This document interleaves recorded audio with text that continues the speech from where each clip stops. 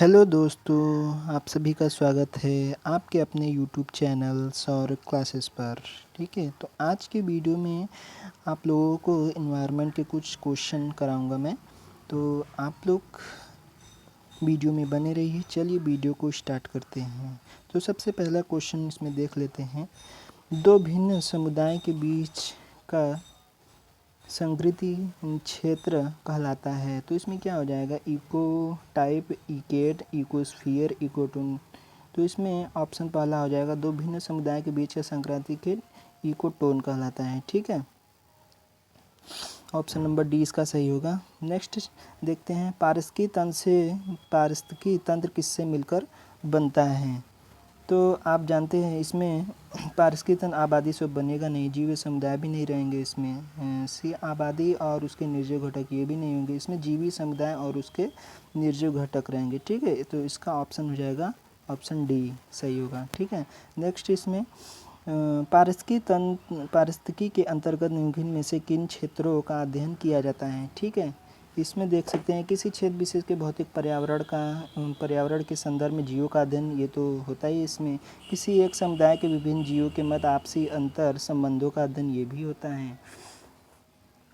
विभिन्न समुदाय के जीवों के मध्य आपसी अंतर संबंधों का अध्ययन, ये भी होता है। तो इसमें आपका ऑप्शन नंबर हो जाएगा डी, इसका सही हो जाएगा ऑप्शन। ठीक है,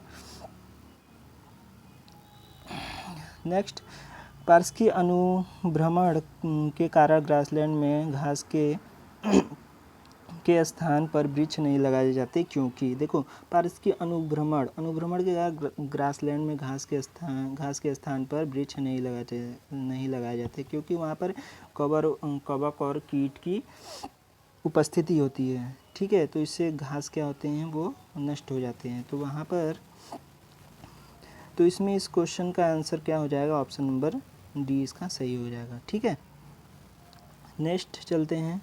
पारिस्थितिकी के किस शाखा के अंतर्गत जैविक और अजैविक समुदाय के मध्य अंतर संबंधों के वास्तविक दृष्टिगोचर समस्याओं के निदान और निराकरण की युक्तियों का अध्ययन किया जाता है। तो क्वेश्चन को समझिए कि पारिस्थितिकी की किस शाखा के अंतर्गत जैविक और अजैविक, तो आप जानते हैं किस शाखा के अंतर्गत आता है जैविक और अजैविक।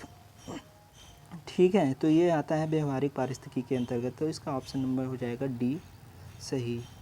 ठीक है, एक मिनट, ऑप्शन इसका हो जाएगा डी सही हो जाएगा। ठीक है, बी सही हो जाएगा, व्यवहारिक पारिस्थितिकी के अंतर्गत आता है। ओके, नेक्स्ट, पारिस्थितिकी विज्ञान केंद्र कहाँ पर स्थित है। पारिस्थितिकी विज्ञान केंद्र कहाँ स्थित है, तो इसमें कौन सा ऑप्शन सही हो जाएगा, पारिस्थितिकी विज्ञान केंद्र आपका बेंगलुरु में स्थित है। ठीक है, इसका ऑप्शन नंबर डी सही हो जाएगा। नेक्स्ट, पारिस्थितिकी तंत्र के कुछ घटक कौन से हैं। अब इसमें आपके पारिस्थितिकी तंत्र के कौन से घटक हो जाएंगे, इसमें आप जानते हैं पारिस्थितिकी व्यवहारिक पारिस्थितिकी के अंतर्गत आता है। तो इसमें जैविक और अजैविक घटक हो जाएंगे। Option number D is the right answer. Okay, next, किस क्षेत्र विशेष में समस्त जीवधारियों में सूक्ष्म जीवों के आपस में और उनके भौतिक पर्यावरण के साथ पारिस्थितिकी क्रियाओं तथा अंतर संबंधों का अध्ययन किया जाता है, निम्न में से किस शाखा के अंतर्गत किया जाता है। तो आप लोग क्वेश्चन को समझिए, किसी क्षेत्र विशेष में समस्त जीवधारी और सूक्ष्म जीवों के आपस में, जीवधारी और समस्त जीव के आपस में उनके भौतिक पर्यावरण के साथ पारस्परिक क्रियाओं अंतर संबंधों का अध्ययन निम्नलिखित में से किस शाखा के अंतर्गत किया जाता है। तो इसका ऑप्शन नंबर हो जाएगा पारिस्थितिकी तंत्र पारिस्थितिकी के अंतर्गत। ठीक है, तो इसका ऑप्शन नंबर कौन सा हो जाएगा, option number A is the right answer. Okay, पारिस्थितिकी, नेक्स्ट, पारिस्थितिकी निम्नलिखित के बीच पारस्परिक संबंधों का अध्ययन है। किन किन के बीच में पारस्परिक संबंधों का अध्ययन है, तो ये हो जाएगा ये जीव और वातावरण। बेसिकली पारिस्थितिकी तंत्र में जीव और वातावरण आते, व्यवहारिक पारिस्थितिकी आते, उसके अंतर्गत जैविक अजैविक। ठीक है, ये इतने सब आते हैं। तो ये जो पारस्परिक संबंध होता है जीव और वातावरण के बीच में, ऑप्शन नंबर ए इसका सही हो जाएगा। नेक्स्ट क्वेश्चन देखते हैं। ये देख सकते हैं आप, ये यूपीपी से 2015 में पूछा गया है। ठीक है, साथ में आपको किस ईयर में पूछा गया है ये भी आपको प्रोवाइड किया जाएगा। ठीक है, तो नेक्स्ट इसमें संरक्षण पारिस्थितिकी के अंतर्गत निम्न में से किसका अध्ययन किया जाता है। तो इसमें आप देख सकते हैं संरक्षण पारिस्थितिकी, संरक्षित जो इसमें किया जाता है। ठीक है, संरक्षित का मतलब आप लोग समझते हैं। ठीक है, प्राकृतिक संसाधनों के उचित प्रयोग और प्रबंधन पर, मतलब जहाँ पर उचित और प्रयोग प्रबंधन किया तो उसको उस स्थान में क्या उसका संरक्षण पारिस्थितिकी के अंतर्गत आता है। ठीक है, तो इसका ऑप्शन नंबर ए सही हो जाएगा। Option number A is the right answer. Okay, अब नेक्स्ट चलते हैं। संरक्षण पारिस्थितिकी के अंतर्गत इनमें से किसका, ये तो क्वेश्चन वही रिपीट हो गया, तो भी इसका ऑप्शन कौन सा हो जाएगा, ए ऑप्शन सही हो जाएगा। ठीक है, एक मिनट। नेक्स्ट क्वेश्चन, पारिस्थितिकी शब्द को परिभाषित करने वाले पहले पर्यावरणविद हैं। पारिस्थितिकी को किसने पहले परिभाषित किए थे, तो इसका ऑप्शन नंबर हो जाएगा कौन, सी, अर्नेस्ट वेकल ने। तो गाइस आप लोग समझ रहे हैं, अर्नेस्ट वेकल ने किया था। ओके, नेक्स्ट इसमें डार्विन का उद्विकास सिद्धांत आधारित है। ठीक है, तो डार्विन का उद्विकास सिद्धांत किस पर आधारित है, आप लोग को पता है, और तो इसका प्राकृतिक वर्ण पर आधारित है। ठीक है, तो इसका option number C is the right answer. Okay, next, पारिस्थितिकी में अध्ययन किया जाता है किस किस का, सभी सजीव जगत का, वनस्पति जगत का, निर्जीव जगत का और सभी इनमें से। तो इसका ऑप्शन हो जाएगा सभी, क्योंकि पारिस्थितिकी में देखो सजीव जगत का, वनस्पति जगत का, निर्जीव जगत का सबका अध्ययन किया जाता है। ठीक है, तो 13 का option number D is the right answer. Next इसमें पारिस्थितिकी की किस शाखा के अंतर्गत, इसका तो ऑप्शन ही नहीं दिया, इसको स्किप करते हैं। ठीक है, नेक्स्ट क्वेश्चन देखते हैं, लगता है मिसप्रिंट हो गया। चलिए, डार्विन के उद्विकास सिद्धांत के अनुसार जीवों में भिन्नताएं निम्नलिखित में से किन कारणों से उत्पन्न होती हैं। ठीक है, तो इसमें पहला अंगों का अनुप्रयोग, प्राकृतिक वर्ण द्वारा अपनाई गई विशेषताओं का प्रत्यावर्तन, प्राकृतिक वर्ण, जीन उत्परिवर्तन, विज्ञान। तो आप लोग कमेंट करके मुझे आंसर बताइए, जल्दी से कमेंट कीजिए।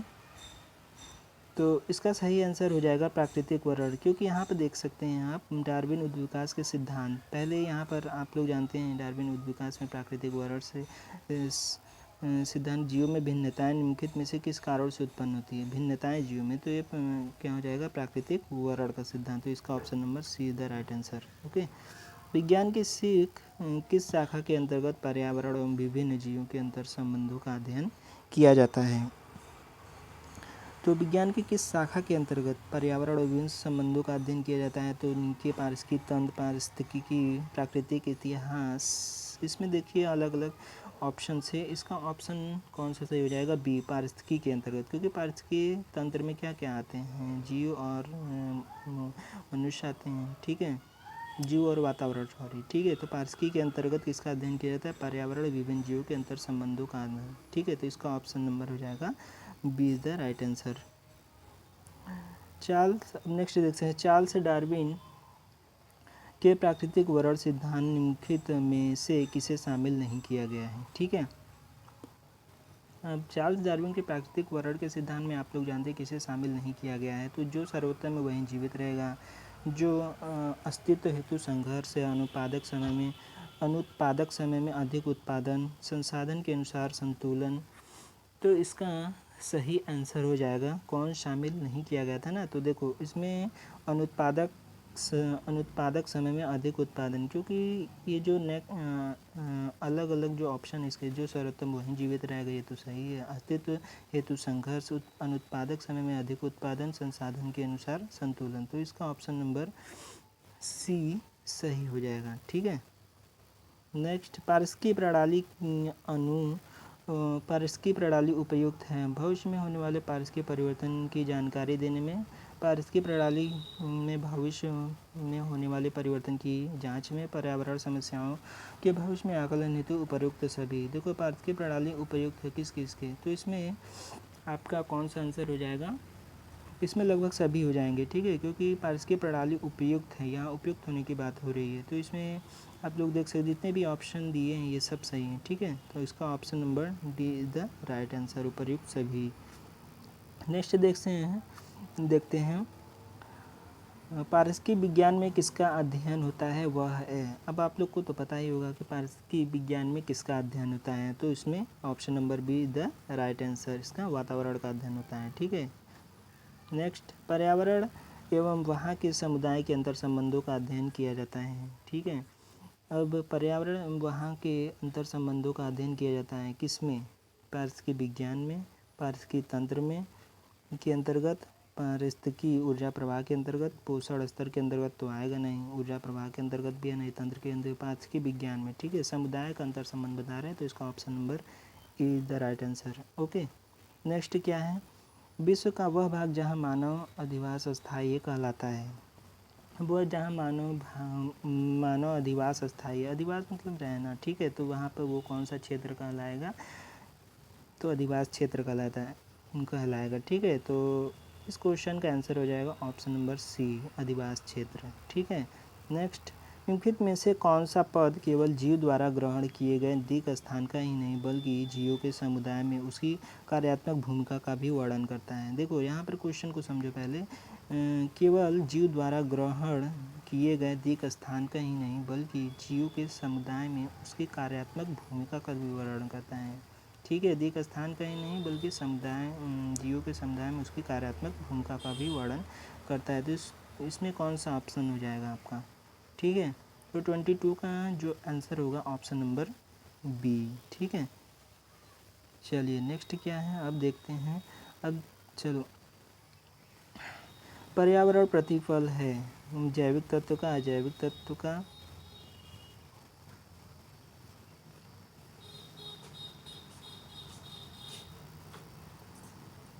उपयुक्त सभी। इसका ऑप्शन नंबर डी हो जाएगा। चलिए भाई, तो कहाँ तक हुआ था? क्वेश्चन नंबर 23 ना।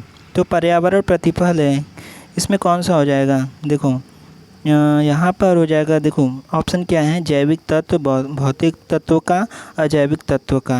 ठीक है, तो इसमें पर्यावरण किसका प्रतिफल है? इसमें लगभग सभी हो जाएगा। इसका ऑप्शन नंबर कौन सा हो जाएगा? डी सही है। ठीक है, नेक्स्ट क्वेश्चन का, निम्नलिखित कथनों में से स्वपारिस्थितिकी के लिए सही है। अब देखो यहाँ पर स्वपारिस्थितिकी के लिए क्या सही है? यह पृथक जातियों के पर्यावरण से संबंधों का अध्ययन है, यह जैव समुदाय के जटिल पारस्परिक संबंधों का अध्ययन है, यह मूलतः प्राकृतिक निवास पारिस्थितिकी है, यह मुख्यतः सामाजिक पारिस्थितिकी है।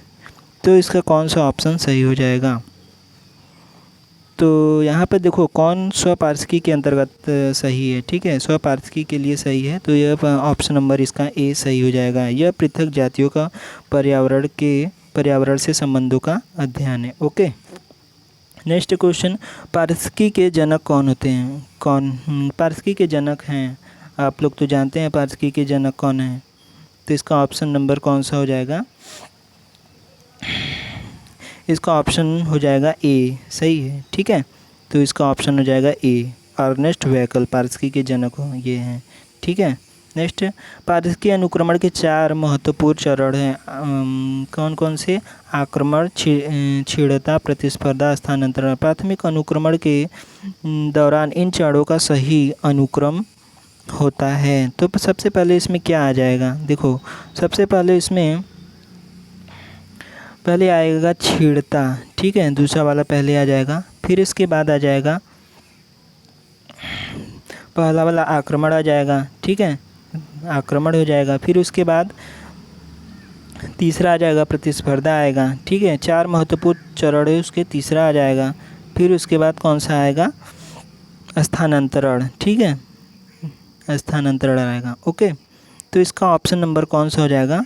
दूसरा, पहला, तीसरा और चौथा कौन से ऑप्शन में आ रहा है? तो option number A is the right answer. Okay, next question, निम्नलिखित में से कौन सा पर्यावरण अध्ययन का सबसे कम महत्वपूर्ण उद्देश्य है? अब पर्यावरण का कम महत्वपूर्ण उद्देश्य क्या है? देखो पर्यावरण संबंधी मुद्दों के बारे में जागरूकता विकास करना, ये तो उद्देश्य है इसका। सामाजिक संस्कृति परिवेश के बारे में जिज्ञासा पैदा करना, ये भी है।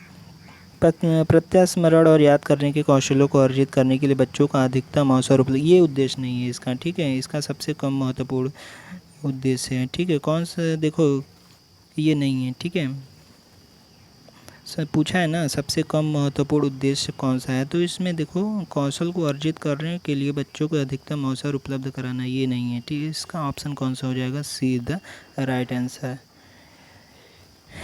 ओके दोस्तों, तो आज के वीडियो में सिर्फ इतना ही, कुछ क्वेश्चन से पर्यावरण के मैंने करा दिए हैं। आगे भी आप लोगों को क्वेश्चन मिलेंगे टॉपिक वाइज, पॉलिटी से मिलेंगे, हिंदी से मिलेंगे, रीजनिंग से मिलेंगे, आगे भी क्वेश्चन आएंगे। तो आप लोग इस चैनल, अगर वीडियो अच्छा लगे तो आप चैनल को सब्सक्राइब कीजिए, लाइक कीजिए और शेयर कीजिए। मिलते हैं नेक्स्ट वीडियो में। जय हिंद, जय भारत।